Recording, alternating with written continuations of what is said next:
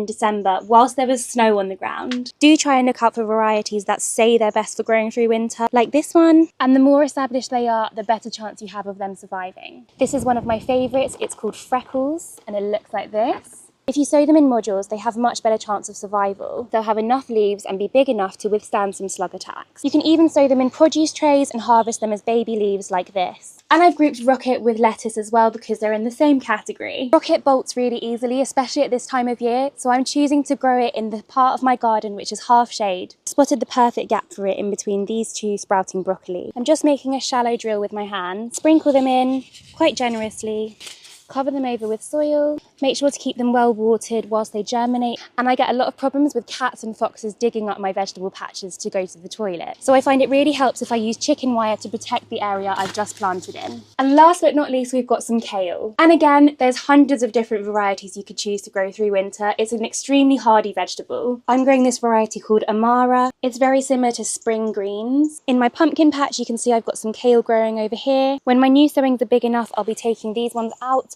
and planting in the new ones. Make sure you're following along because I'm also making a video on what flower seeds you can sow this month.